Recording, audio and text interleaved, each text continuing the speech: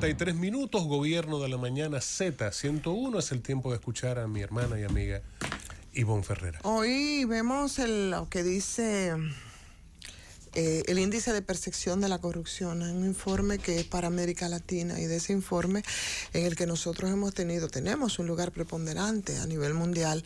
Ahora nos reciben con la sorpresa, las buenas noticias, digo yo, de que es todo lo contrario, de que diferente a lo que fueron las mediciones de 2019 y lo que pasó en el 2020, nosotros hemos mejorado 30 puntos en términos de percepción de la corrupción, con lo que superamos unas calificaciones con las que teníamos un averaje por mucho tiempo. Lo presentó en El País, aunque fue presentado en el día de ayer en Berlín, antes de ayer. Lo presentó en El País Participación Ciudadana, y ahí está. Contrasta mucho con lo que señala en ese tercer año consecutivo. Y eso, bueno, pues nos obliga a que pensemos en qué cosas han cambiado y qué cosas estamos viviendo en el día de hoy. ¿Qué ha pasado? ¿Qué empezamos a hacer nosotros de manera diferente que no hemos estado haciendo en un recorrido largo por el tema de la utilización de los recursos públicos como si fuera una francachela? Y bueno, tenemos que encontrar realmente o enfocarnos mucho en esas razones, pero también en lo que ocurre en este momento para que esos resultados hayan cambiado y hayan mejorado. Definitivamente hemos hecho algunos cambios, ¿no?, importantes en términos de ese organismo que es el fiscalizador de los recursos del Estado, que es Cámara de Cuentas. Y en términos del Ministerio Público, los procesos judiciales y además de otras figuras políticas que tienen peso en esto. Sin embargo, según Participación Ciudadana, mientras hacía la presentación de esto, entiende que realmente no es mucho lo que hemos avanzado respecto al tiempo que tenemos en todo esto. Y cuando tú ves esos 30 puntos que nosotros avanzamos, y cuando vemos los cambios que se dieron, vemos lo que ha sido y lo que fue el papel que de alguna manera da algunos frutos de Marcha Verde, de ese instrumento que metió mucha presión. Vemos algunas actuaciones incluso del gobierno, y tenemos que entonces llegar al punto de lo que ocurre con la obra más controversial y opaca, oscura, criticada como Punta Catalina.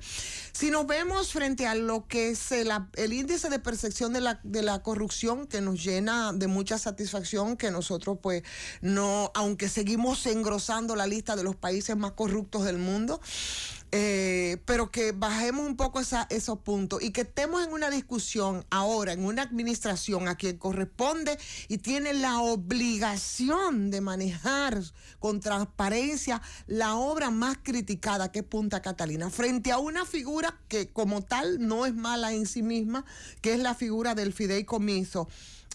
A propósito de una intervención que tenía uno de los que serán miembros de ese comité adherente, fideicomitente adherente, que es uno de los puntos más terribles en medio de todo esto.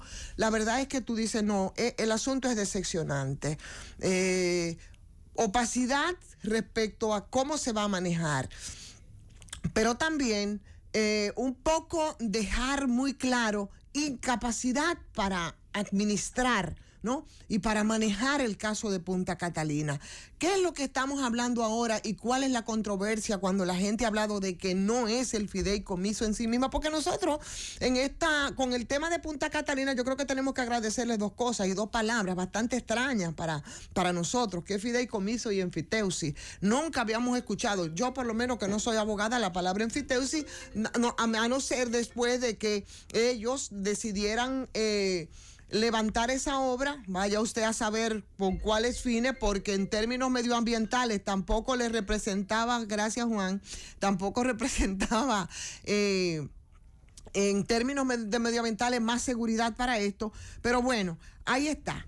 El asunto es que ahora, señores, vamos con el tema del comité técnico, vamos entonces ahora con el tema de la figura del fideicomitente adherente, que la gente tampoco entiende y que está totalmente vinculado a lo que es precisamente esa parte de ese contrato o de ese proyecto de ley que muchos pudieran entender. ¿Qué es lo que el fideicomitente adherente en este caso, que el propio ministro admitió el señor Almonte que es un error y que tú no sabes por qué si admite que es un error, terminó firmando ese contrato. Antonio Almonte, ¿verdad? Exactamente. El ministro Entonces, de Energía y Minas. eso, exacto.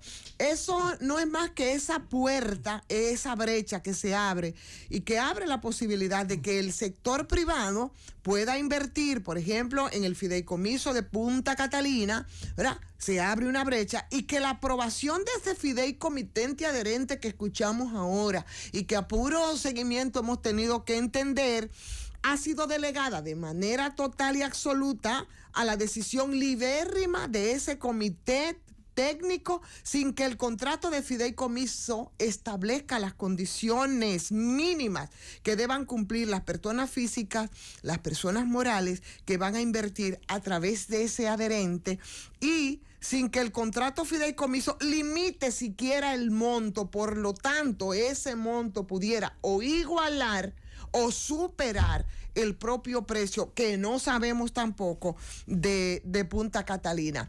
¿Entiendes por qué tanta resistencia con eso del comité técnico y del fideicomitente adherente? Es que en el contrato le deja y permite que pase por debajo de la mesa toda la decisión para que ellos puedan de manera unilateral, con todos los poderes, decidir el monto de inversión permitida a través de esta figura, que es el fideicomitente adherente, y la posibilidad de que personas físicas, personas morales puedan adherirse a la figura del fideicomitente con la autorización unilateral, señores, de ese comité técnico, lo que significa una situación bastante seria. ¿Por qué? Porque cuando hemos hablado de que ponen aquí al ratón a cuidar el queso o a Drácula a administrar el banco de sangre, estamos hablando de que los que conforman ese comité no son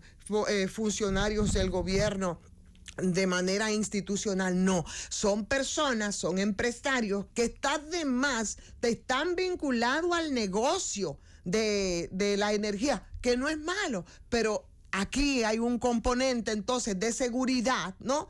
Y de ética y de decencia que debería, por el que podría producirse algún distanciamiento, a menos que lo que se quiera sea favorecer entonces a ese grupo de personas que son los que conforman ese comité técnico que ha sido el punto controversial y que será un comité que difícilmente pueda después, con un decreto, ser sustituido porque va como parte del paquete de la ley que estaría aprobando el Senado de la República y de la que se han llamado con nombres y apellidos. Ayer, uno de esos nombres, que es el señor Celso Marrancini, hacía una intervención pública a través de un programa y, por supuesto, se concentraba en la figura del fideicomiso, en el sentido de que el fideicomiso como tal no es malo. Y yo creo que el debate no es el fideicomiso como tal, sino el contrato del fideicomiso, que no es lo mismo ni es igual. O sea, ¿en qué condiciones se hace? ¿Cómo se hace ese contrato? Porque el fideicomiso es algo que siempre se ha utilizado, sobre todo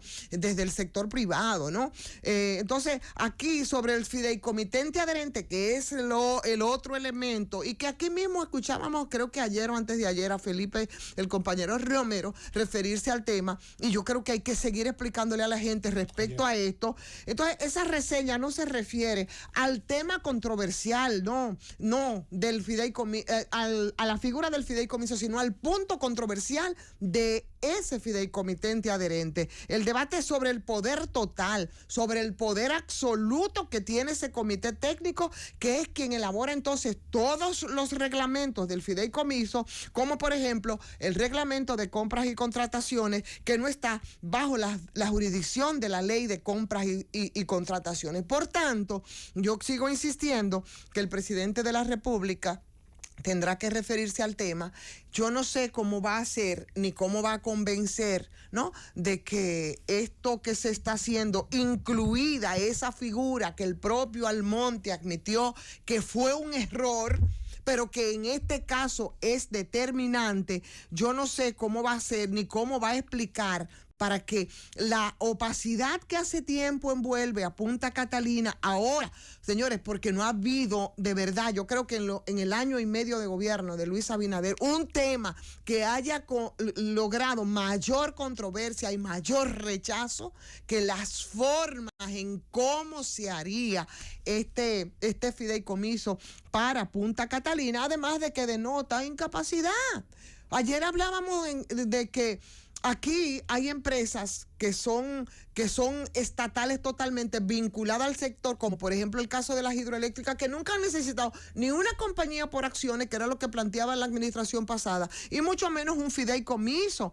Entonces yo creo que eso tiene que apuntarlo, tiene que verlo, porque yo no sé si tiene conciencia todavía el presidente de la República de que ese fideicomiso no va a pasar así nomás, sin un costo político, que sería lo peor, ¿no? En este caso. ¿Por qué? Bueno, por las implicaciones que ha tenido, por el nivel de crítica que ha tenido el caso de Punta Catalina, por la confusión tan grande que ha rodeado este asunto, y por más que algunos funcionarios traten de persuadir, como decíamos ayer, lo que hace es que arrojan más opacidad, pero sobre todo porque las consecuencias políticas, quienes las sufrirían de verdad, de manera directa, es el gobierno, porque el grueso de las fuerzas democráticas y progresistas que votó por el candidato Luis Abinader por rechazo al continuismo PLDista, en su programa, de lo que hablaba el presidente Luis Abinader era de cambios políticos, institucionales importantes para combatir precisamente la corrupción, y son esos mismos sectores los que de plano están opuestos de manera radical a las formas de cómo se ha hecho ese contrato, que no está del todo claro. Entonces, hablar de fideicomiso sin costo político, eso es total y absolutamente imposible. Llévatela.